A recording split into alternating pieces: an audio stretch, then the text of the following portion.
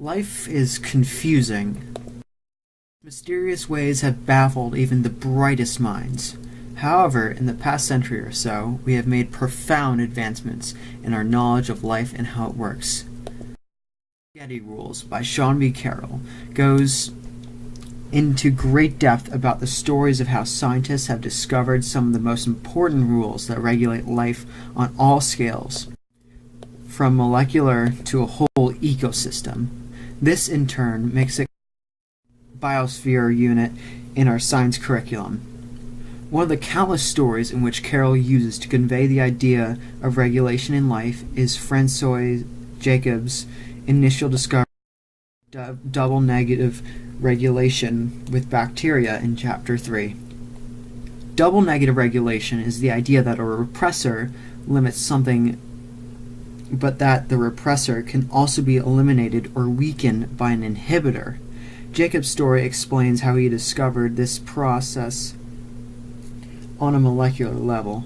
An example of this that he discovers is how an ultraviolet light inhibits the repressors on the genes of viruses.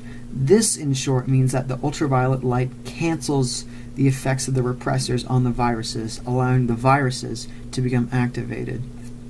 Near the end of the book, there is a specific passage that sticks with me. On page 203, Carroll writes, "We have created the extraordinary ecological situation where we are the top predator and the top consumer in all habitats. As Robert Payne warns, humans are certainly the overdominant keystones and will be the ultimate losers if the results are not understood and global ecosystems continue to deteriorate. Now the only species that can regulate us is us."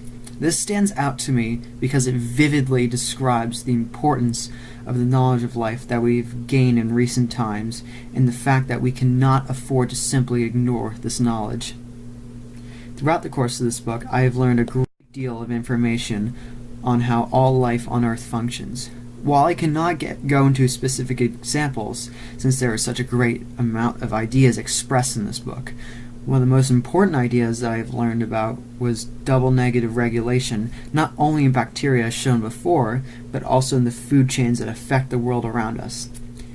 An example of this from the book, on a larger and more noticeable scale, is from Chapter 6, when Carroll describes the story of Jim Estes and John Palmisano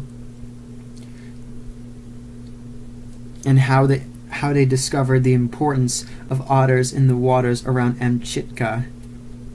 In the ocean, sea urchins prey on kelp, which limits the kelp population, but at the same time, otters prey on sea urchins.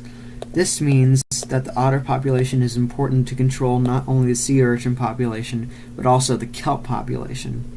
This makes the otters a keystone, or a vital link in the food chain. The Serengeti Rules is a fantastic read that I would recommend, especially to those who love reading non-fiction books.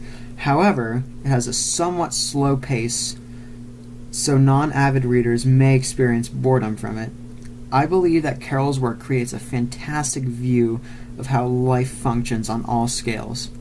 One thing that I enjoyed about it was that it is not merely a collection of statistics and facts, but a collection of stories that all come together to contribute to an integrated theme. Overall, The Serengeti Rules by Sean B. Carroll is an intriguing view into the regulation of life, which has fascinated me and has made me want to study the subject even further.